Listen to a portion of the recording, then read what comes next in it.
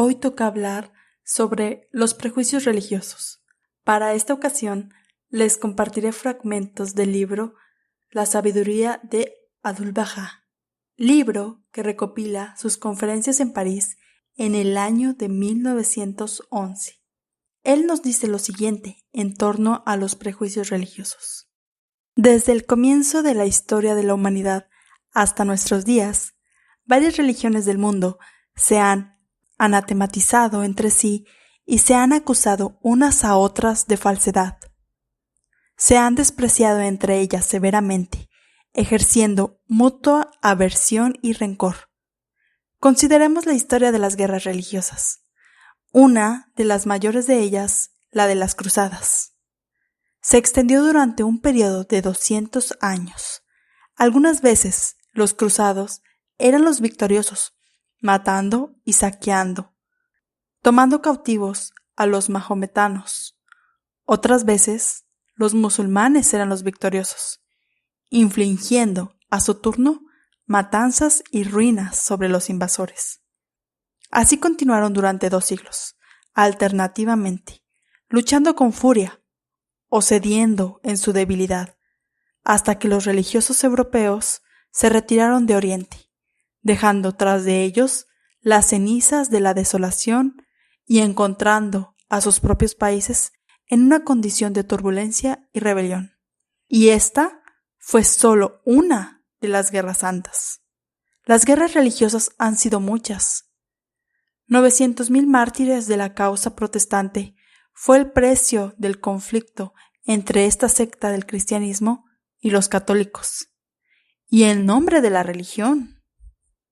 Los cristianos y los mahometanos consideraban a los judíos como satánicos y como enemigos de Dios. Por lo tanto, los maldijeron y los persiguieron.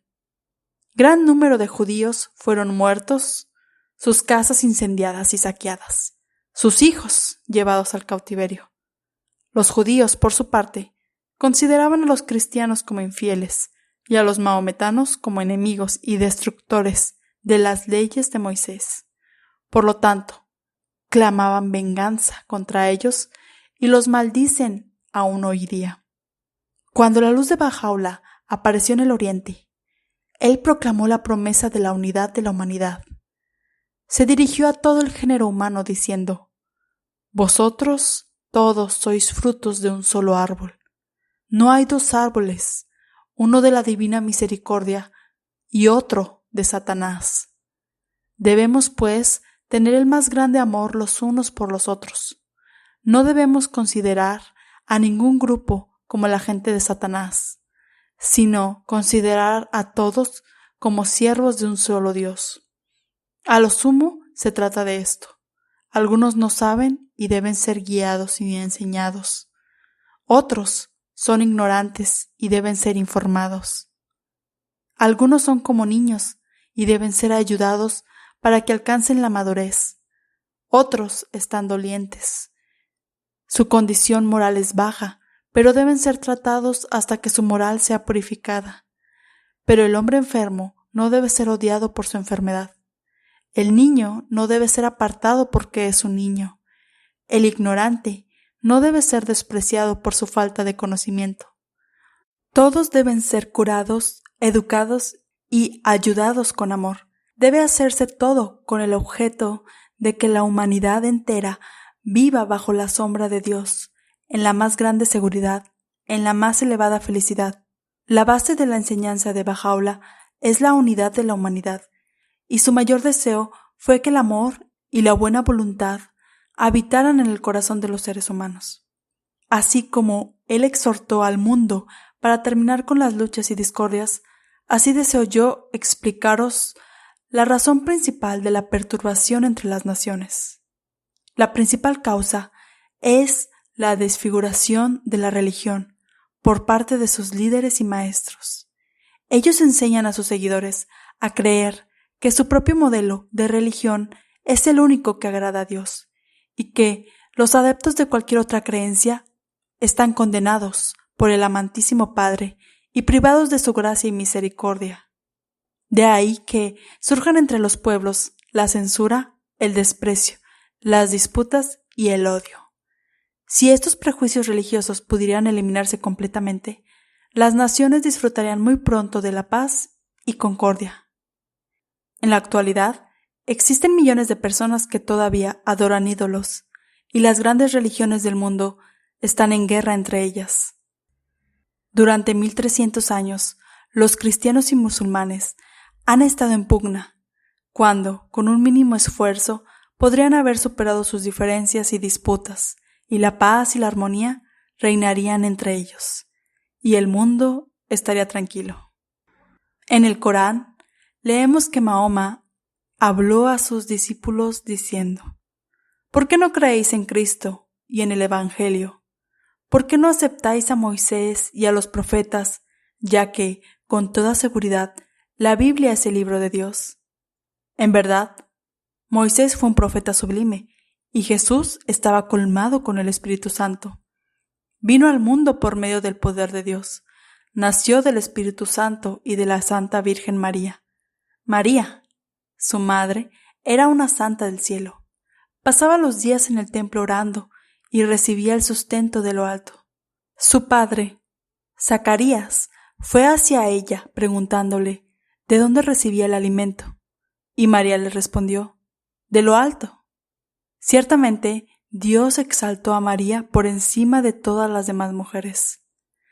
Esto es lo que Mahoma enseñó a su pueblo referente a Jesús y Moisés, reprochándole su falta de fe en estos grandes maestros y enseñándoles lecciones de verdad y de tolerancia. Mahoma fue enviado por Dios para desempeñar su misión en un pueblo tan salvaje y carente de civilización como las bestias. Estaban completamente faltos de entendimiento y no poseían sentimientos de amor, comprensión o piedad. Las mujeres se hallaban degradadas y eran tan despreciadas que un hombre podía enterrar viva a su propia hija y tener tantas esposas esclavas como deseara. Entre este pueblo semisalvaje fue enviado Mahoma con su mensaje divino. Él enseñó a este pueblo que la adoración de ídolos era una práctica errónea y que debían reverenciar a Cristo, a Moisés y a los profetas. Bajo su influencia, se convirtió en un pueblo más ilustrado y civilizado, elevándose del estado de degradación en el que él lo había encontrado. ¿No fue esta una buena obra, merecedora de toda alabanza, respeto y amor? Observad el Evangelio del Señor Jesucristo y descubriréis cuán glorioso es. No obstante, aún hoy, muchas personas fracasan en comprender su belleza sin igual y malinterpretan sus palabras de sabiduría. Cristo prohibió la guerra. Cuando el discípulo Pedro, queriendo defender a su Señor, cortó la oreja de uno de los siervos del sumo sacerdote, Cristo le dijo: envaina tu espada. Sin embargo, a pesar de este mandamiento directo del Señor, que ellos profesan servir, aún disputan, hacen la guerra y se matan uno a otro, y parece que sus consejos y enseñanzas han sido olvidados. Por tanto, no debéis atribuir a los mensajeros y profetas las perversas acciones de sus seguidores.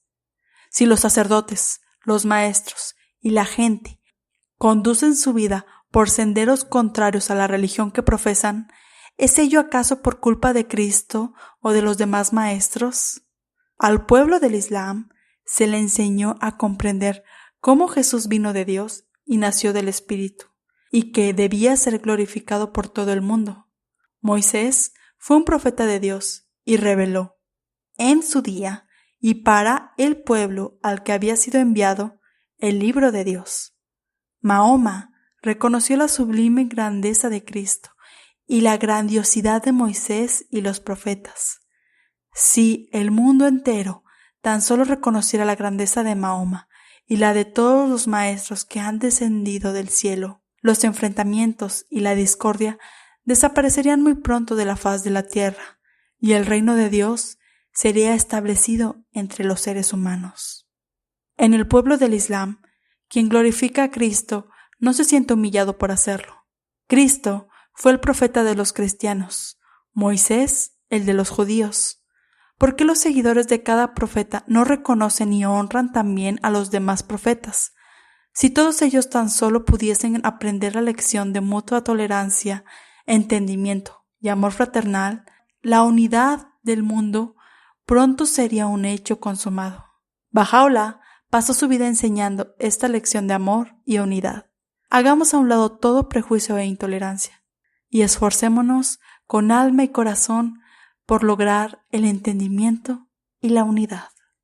Para finalizar, quiero que reflexionen al respecto lo que nos dice Abdu'l-Bahá en otro de sus discursos. La religión debe unir todos los corazones para borrar de la faz de la tierra las guerras y las disputas, dar nacimiento a la espiritualidad, confiriendo vida y luz a cada corazón.